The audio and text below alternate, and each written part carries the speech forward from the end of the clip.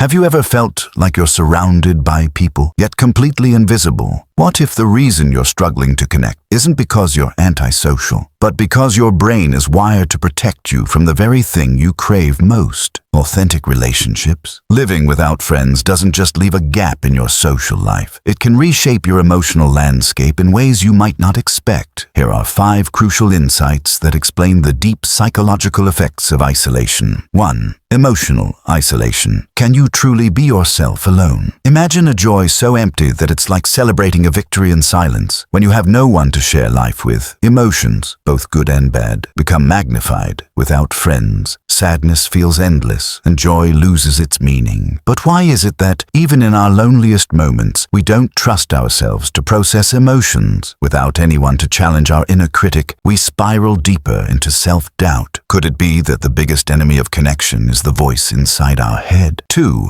The fear of vulnerability. Why does connection feel so scary? We all want genuine connections, but when past experiences have left us vulnerable, opening up feels like a risk we can't afford. Ever rehearse a conversation a dozen times before actually meeting someone? What if the fear of being too much keeps you from truly being yourself? This constant pressure to perform socially, always calculating, never spontaneous, leaves us emotionally drained. Is it possible that the key to connection lies in letting go of this fear? 3. The weight of social expectations. Are you failing at life's most basic requirement? Ever felt like society is judging you for not having a circle of friends? From weddings to casual hangouts, we're expected to fit into a mold of social connection. But what happens when you don't meet these expectations? You start feeling like you're failing at being human. Why is it that the absence of friends makes everything feel so heavy? Could hiding your isolation actually make it worse? 4. Digital friendships. A connection that feels real. But is it? In an age where social media dominates, it's tempting to believe that online interactions can fill the void. We scroll through others' lives, group dinners, parties, family moments, and it feels like everyone else is living a life we're missing. But is digital connection truly a substitute for face-to-face interaction? While the internet offers an escape, why does it often leave us feeling even more isolated? Could online validation actually be intensifying our loneliness? 5. Self-knowledge versus real connections. Can knowing yourself hurt your ability to connect?